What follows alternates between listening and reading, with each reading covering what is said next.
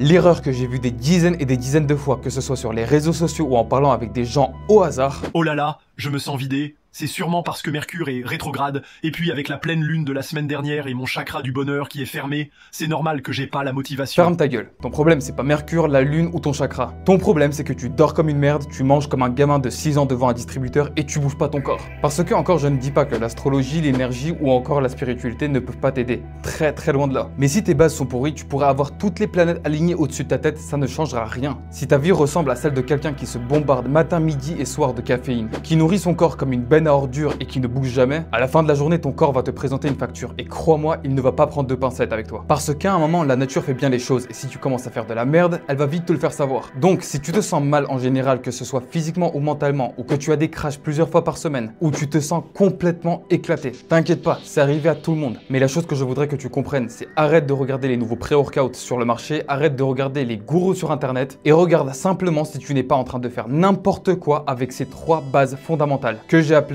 le triangle vital. Maintenant, on va rentrer dans le cœur du sujet.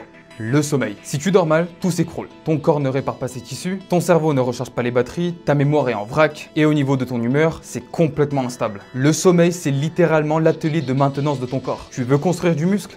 Dors. Tu veux avoir les idées claires et prendre des bonnes décisions? Dors. Et pas juste 5 heures avec 3 cafés derrière, mais je te parle vraiment d'un sommeil profond et régulier. Sinon, oublie la performance, la motivation et prépare-toi à vieillir prématurément. Deuxièmement, la nutrition. Tout simplement ton carburant. Si tu nourris ton corps avec des produits ultra transformés, avec du sucre en continu et de l'alcool pour se détendre, parce que sinon c'est pas drôle, faut pas t'étonner qu'à un moment donné ton moteur va claquer. Pense à une voiture, ton corps c'est une voiture de luxe, ou du moins t'as envie qu'elle le devienne. Tu mets quoi dans ta voiture de luxe? Du carburant de qualité ou un mélange d'essence et de boue? Sauf que le problème c'est que toi t'es beaucoup plus complexe et beaucoup plus important qu'une simple voiture. Parce que si ton essence est polluée, toute ta machine est polluée. Donc mange brut, mange sain et mange ce qui nourrit vraiment ton corps.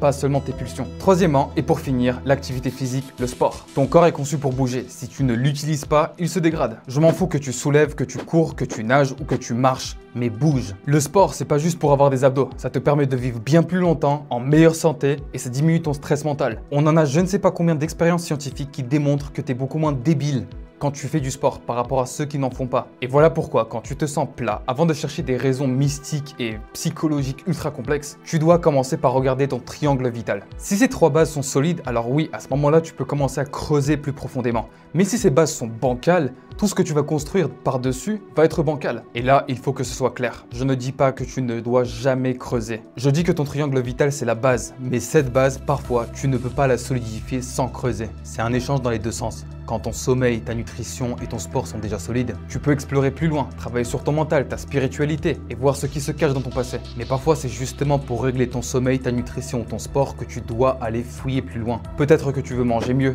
mais tu craques toujours. Peut-être que tu veux te coucher plus tôt, mais tu te sabotes chaque soir. Peut-être que tu veux bouger plus, mais rien ne te motive. Dans ce cas-là, oui, on va creuser.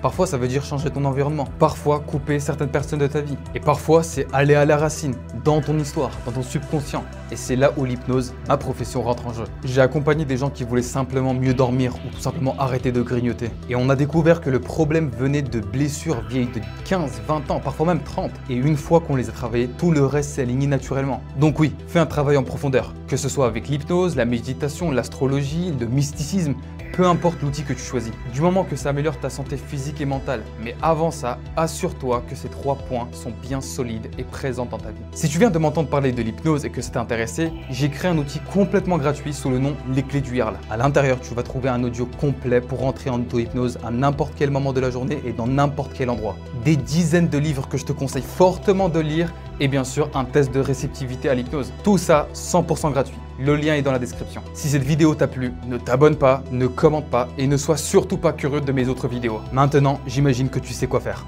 Force et honneur.